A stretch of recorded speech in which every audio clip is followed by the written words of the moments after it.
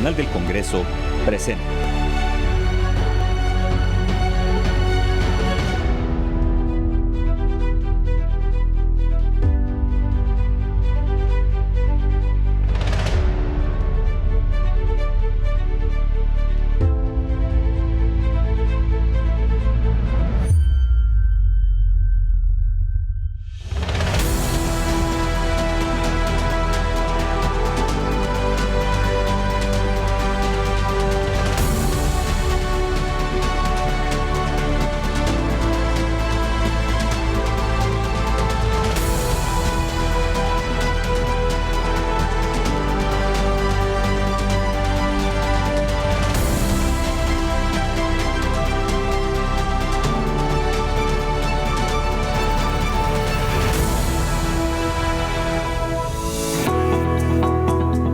En este episodio de Golfo de México, Origen y Futuro, nos encontramos en la región norte del Sotavento veracruzano, un lugar que es testigo del primer encuentro entre nuestros ancestros y los españoles.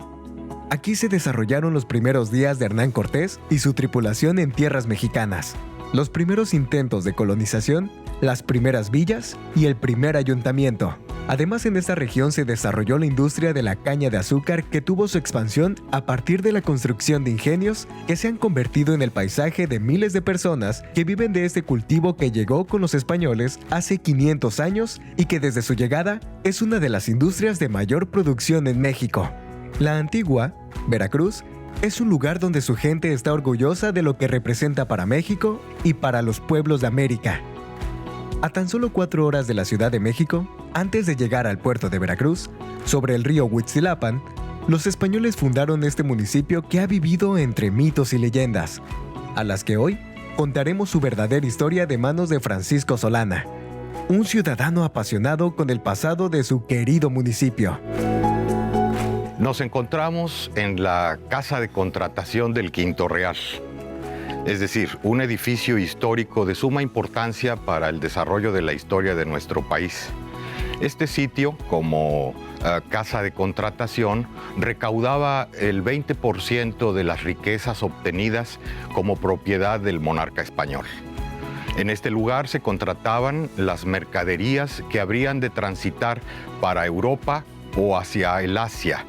Este sitio, al mismo tiempo, albergó oficiales de la corona que custodiaban la riqueza real.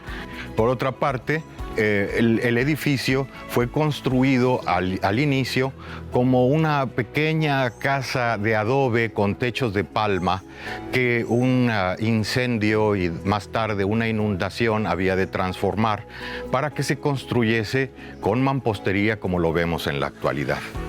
Es interesante observar que algunos de los elementos constructivos de este sitio están hechos de coral.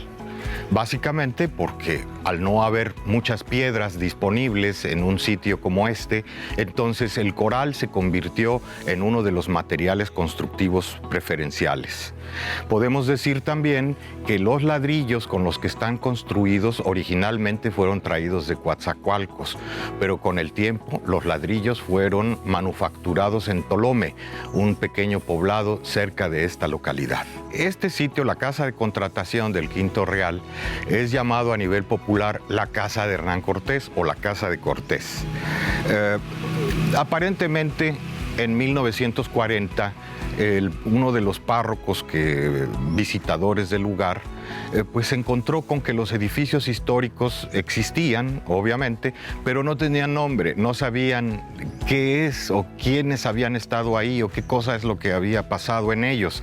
Así que el párroco estableció los nombres y en este caso se nombró la Casa de Cortés. Sin embargo, actualmente sabemos, existen planos en Cádiz, en España, donde este lugar es la Casa de Contratación del Quinto Real. Hernán Cortés se vincula con este sitio básicamente porque al ser el capitán general y encargado de las colonias, él también tendría que ver y velar por el 20% propiedad del monarca. Así que todas las mercaderías, todo el oro y la plata, los metales en general que eran sustraídos de las diferentes minas en lo que hoy es el país mexicano, se trasladaban a este sitio aquí eran fundidos o aquí eran empacados para poder ser transportados a España a través del mar. A la llegada del conquistador, de Hernán Cortés, una de las primeras visiones que él aplica para la permanencia en este lugar fue básicamente la creación de las villas que pudieran darle o mantener con vida a las colonias que habrían de llegar a vivir a estos sitios tropicales. Así que generó la estrategia del desarrollo de las villas.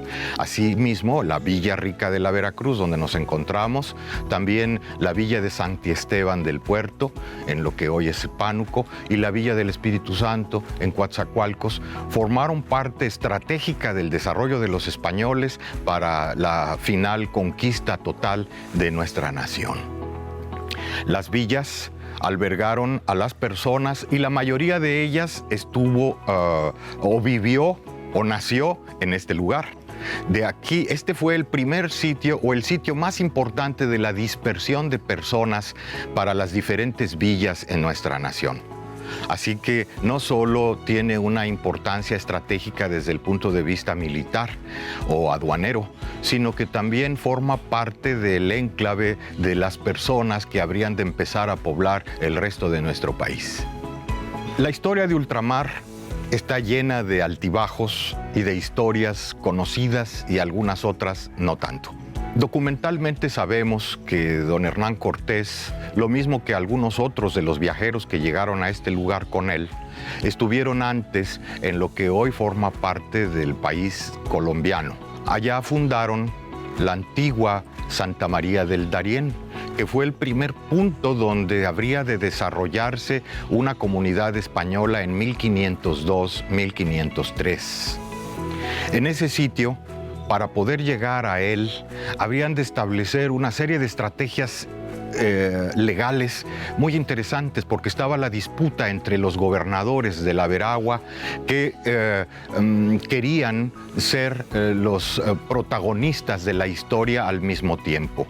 Vasco Núñez de Balboa, un personaje extraordinario, había de generar el cambio estableciendo uno de las primeras estrategias legales en nuestro continente al formar el primer cabildo en ese lugar, Santa María del Darién.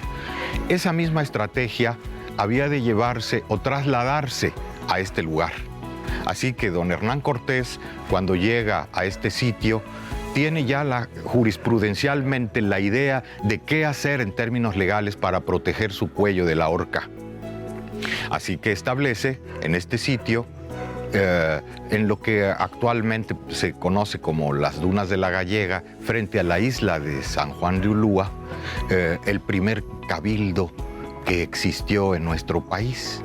Se estableció en una pequeña enramada que les dio oportunidad de oficiar una misa y más tarde de hacer una reunión en un cabildo abierto donde se habría de nombrar a 2 alcaldes, exactamente igual como habría de suceder antes en la antigua Santa María del Darién, unos cuantos años antes de la llegada de Cortés.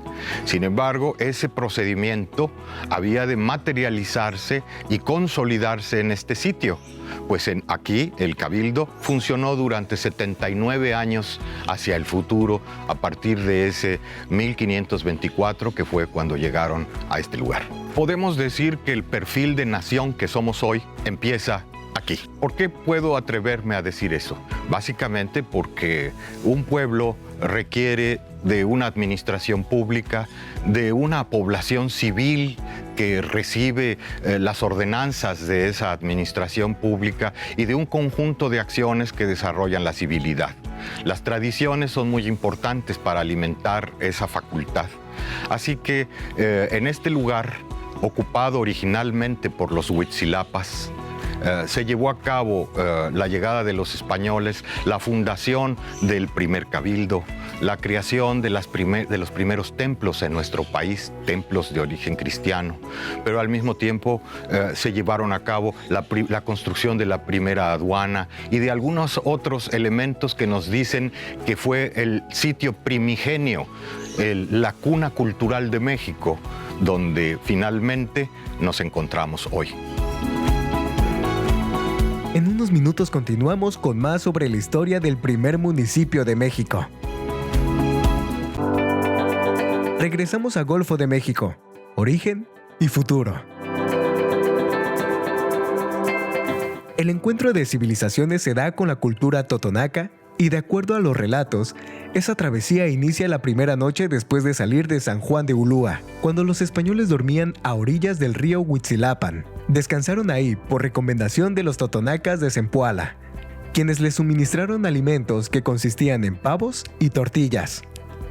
Después, se dirigieron a dicha ciudad, en donde se decía que la población era de 14,000 habitantes. Ahí los recibió el gobernante totonaca, el cacique Gordo, quien les dio alimento, les regaló grandes besotes de oro y ricas mantas. Pero también aprovechó la oportunidad para quejarse del tributo exigido por Moctezuma. Cortés les dijo que les pagaría con buenas obras y le pidió no hacer más sacrificios humanos. El origen del pueblo totonaca de Zempoala inicia debido a las presiones por el avance del imperio tolteca, por lo que con el pasar de los años, los totonacas salieron de las laderas de la Sierra Madre Occidental buscando tierras fértiles e independientes de Tula. En el periodo posclásico tardío, fue sometida por los mexicas. A partir de entonces, se conformó como la cabecera de 50 pueblos totonacas, chinantecas y zapotecas. De esta forma, en esa ciudad, se reunían los tributos de toda la costa del Golfo y de las tierras montañosas del sur. La organización territorial de Zempoala era dispersa. Las áreas de producción se encontraban dentro y fuera de la ciudad. Este sitio contaba con una compleja infraestructura que controlaba las aguas, un sistema de murallas que protegía la ciudad de las constantes inundaciones y una red hidráulica que canalizaba las aguas del río Actopan o Chachalacas para la ciudad. Las aguas residuales de casas, habitaciones y edificios se trasladaban por medio de ductos a las áreas de cultivo. Un sistema hidráulico complejo que podría ser comparado con los conductos romanos localizados a miles de kilómetros de distancia. Es muy interesante observar que Veracruz ha tenido diferentes sedes a lo largo del tiempo. Vamos a tratar de hacer un pequeño resumen histórico de esto que estoy mencionando.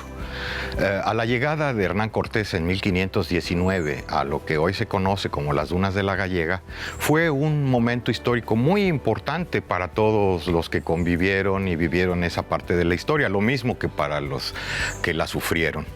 Sin embargo, podemos darnos cuenta que pocos días después, el Colegio de Notarios nos habla de 23 días después de su llegada, tuvieron la necesidad de moverse, puesto que había también los requerimientos del agua potable, los alimentos, guarecerse del clima, del intemperismo, porque en abril todavía había ventiscas del norte, de los vientos del norte, que hacían muy difícil la posibilidad de la sobrevivencia en el lugar. Ellos esperaban que los nativos, como lo estuvieron haciendo, llevaran alimentos y llevaran otras habituallas. Sin embargo, se suspenden cuando Moctezuma, el Tlatoani Moctezuma, decide que deben de quedarse en el lugar, regresarse a su sitio y no avanzar hacia la Tenochtitlán. En ese momento, los españoles deciden trasladarse después de haber enviado a unos expedicionarios para determinar un buen sitio donde hacer puerto, y establecen en la rada de Quiahuixtlán, en lo que más tarde se conocería como la Villa Rica, el sitio propicio para iniciar su fundación. Tenían de Quiahuixtlán, un pueblo de personas originarias, las posibilidades para poder obtener la mano de obra en la construcción, etcétera, etcétera. Así que se trasladan a la Villa Rica y se están en la Villa Rica de 1519, 20, 21, 22, 23 y 24. Es decir, durante esos años viven en Quiahuixtlán, desarrollan un fuerte, tienen su iglesia construida con madera y techos de palma, pero pues las dificultades que encontraron en la rada de la Villa Rica con respecto a las estaciones del año hicieron que las naves viraran peligrosamente porque el agua se retira y el agua abunda dependiendo de los flujos de los ríos. Así que finalmente ellos deciden cambiar de localidad porque no les fue muy útil permanecer en ese sitio. Derivado de esa decisión, se trasladan a lo que en aquel tiempo se llamaba Huitzilapan, que quiere decir Río de los Colibríes. Es precisamente este lugar. En Huitzilapan, Río de los Colibríes, ellos habrían de llegar y se alborozaron cuando se dieron cuenta que era un lugar muy rico, que había un río lleno de peces, al que llamaron Río Pescados, más tarde Río Canoas y actualmente Río La Antigua. Sin embargo, la construcción y la habilitación del pueblo se mantiene durante los siguientes 75 años. Hasta que por órdenes del virrey es trasladada la población y particularmente la casa de contratación, que es donde estamos en este momento, a las ventas de Buitrón, que sería en lo que originalmente fueron los sitios de llegada al principio. Por lo tanto, decimos nosotros que los españoles nombran aquel sitio cercano aquí a Huixtlan como la Vieja Veracruz. Pero después de 1610, que sería el tiempo en el que los españoles se trasladan finalmente hacia lo que hoy conocemos como la ciudad y puerto de Veracruz, entonces habrían de llamarla la Antigua Veracruz. Así conoceríamos a Veracruz la Vieja, lo que hoy es la Villarrica, la Antigua Veracruz, que es el Huitzilapan, donde nos encontramos, y la Nueva Veracruz, el Puerto Jarocho. Aquí se albergaron los poderes municipales durante los 75 años siguientes después de su fundación. Ese hecho es destacado porque a partir de entonces es cuando se administra aduanalmente las riquezas de España en la Nueva España. Aquí se fundó la aduana portuaria más importante de la colonia española en las Américas. El cabildo es creado con 2 alcaldes, sus regidores y sus síndicos.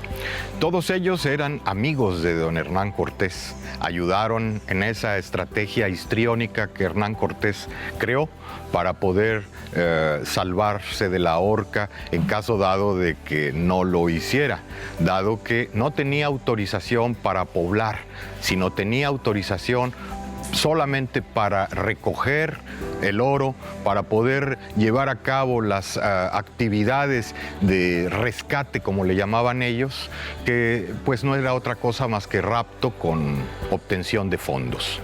La relación que guardó este sitio histórico con la vida de los españoles en el siglo XVI es en extremo interesante.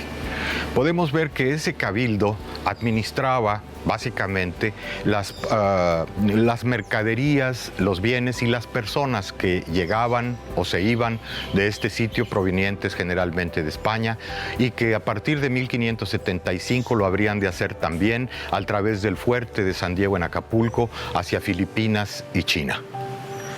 Todas las mercaderías que llegaban de la nao de China al fuerte de San Diego en Acapulco eran transportadas por tierra para llegar a este lugar y de este sitio se dispersaban a través de diferentes mecanismos burocráticos y funcionales a las diferentes villas, el interior de nuestra nación, pero al mismo tiempo también hacia el exterior, hacia Europa, hacia Asia, hacia diferentes sitios donde las mercaderías fueran a dar.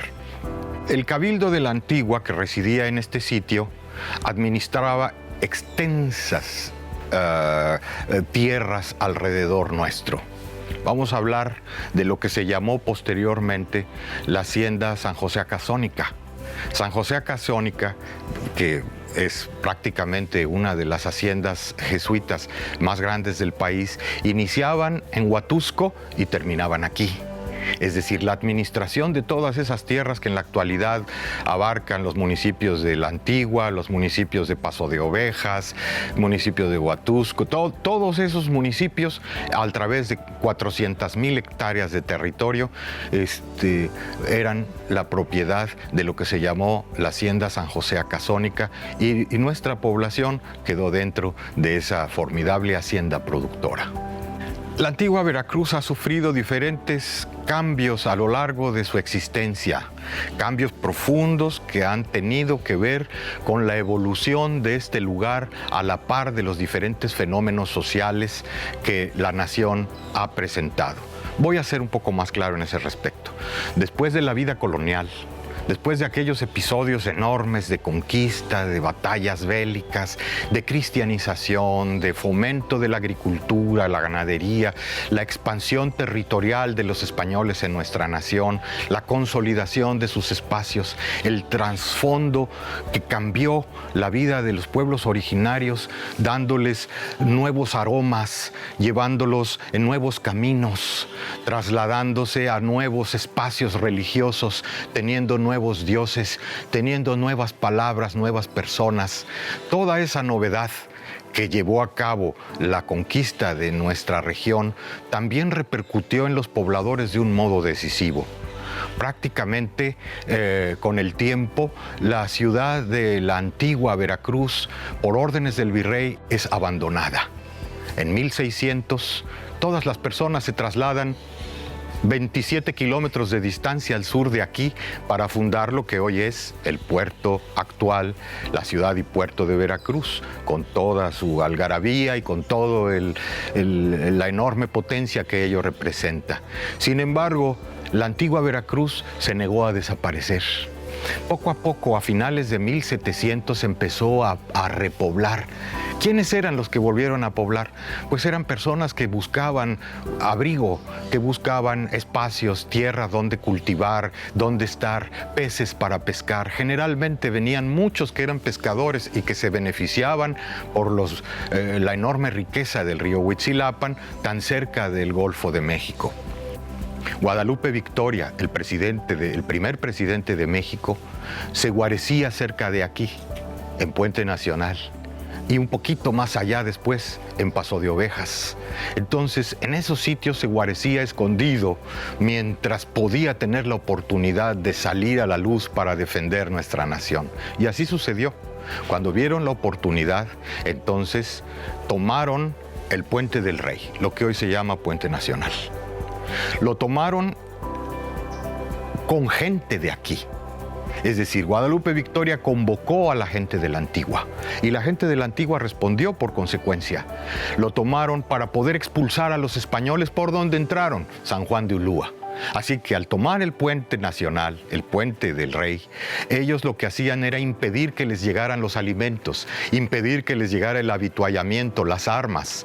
Así que los españoles, el reducto de españoles que quedaba en San Juan de Ulúa, poco a poco fue restringido hasta expulsarlos. En unos minutos regresamos a Golfo de México. Origen y futuro. Estamos de regreso. En esta región del Sotavento, a unos metros de la costa, podemos ver grandes extensiones de tierra con sembradíos repletos de caña de azúcar. Cuando viajas por estas carreteras durante varios minutos de recorrido, verás el mismo paisaje verde con las típicas canaletas que separan por varios centímetros a cada planta. El origen de la caña de azúcar difícilmente puede ubicarse con precisión en relación al espacio y al tiempo. Sin embargo, la mayoría de autores coincide en que se origina en Nueva Guinea y la literatura hindú la traslada a unos 3000 años antes de Cristo. En la época de la conquista, el cultivo de la caña se extendió en América, donde además se devastaron grandes cantidades de bosque para dar paso al cultivo, como sucedió en las islas de Barbados, Antigua y Tobago. La gran expansión del azúcar en toda Latinoamérica se explica no solo por el clima favorable, sino por la demanda en aumento al momento de consumirla. Una de las razones por la que América Latina superó en producción al resto del mundo en menos de 100 años. En el territorio mexicano, El cultivo de la caña de azúcar se inició a partir de que Hernán Cortés trasladaba plantas desde Cuba en 1522. Incluso algunos estudios señalan que 2 años después, es decir, en el año 1524, ya había cañaverales a orillas del río Tepengo en Santiago Tuxtla. En las costas del Golfo, la planta de la caña encontró inmejorables tierras fértiles para el cultivo, así como las condiciones climáticas, biológicas e hidrológicas para su desarrollo, lo que le permitió experimentar una rápida expansión por todo el territorio mexicano. Durante el Porfiriato, la hacienda azucarera se convirtió en el modelo económico de la época. Una estimación del azúcar que se producía en el año 1870 era de 2.500 toneladas y entre 1903 y 1905, la exportación de azúcar se incrementó notablemente al pasar de 8.820 a 42.660 toneladas. Alrededor de 1921, al parecer se extendió entre todos los campesinos que la mejor estrategia era la de trabajar no aisladamente, sino en comunidad, hoy agrupaciones cañeras, lo cual provocó que se reactivara la industria cañera e hizo que, un año después, se lograra una producción de 126.000 toneladas de azúcar. A partir de esas fechas comenzaron a crearse agrupaciones campesinas en torno a la caña de azúcar, que trabajarían de manera colectiva apoyándose los unos a los otros ante cualquier circunstancia adversa. Tan solo en 2021 se produjeron 5.7 millones de toneladas de azúcar, valuadas en más de 50.000 millones de pesos, impactando en más de 2 millones de empleos indirectos y medio millón de empleos directos. Por eso la caña es un producto que vive desde el origen de la colonización española y hoy en día se mantiene como parte del presente y el futuro del campo mexicano. Gracias por acompañarnos en este episodio de Golfo de México, Origen y Futuro. Esperamos vernos pronto para conocer más sobre todo lo que acontece alrededor de uno de los golfos más grandes del mundo.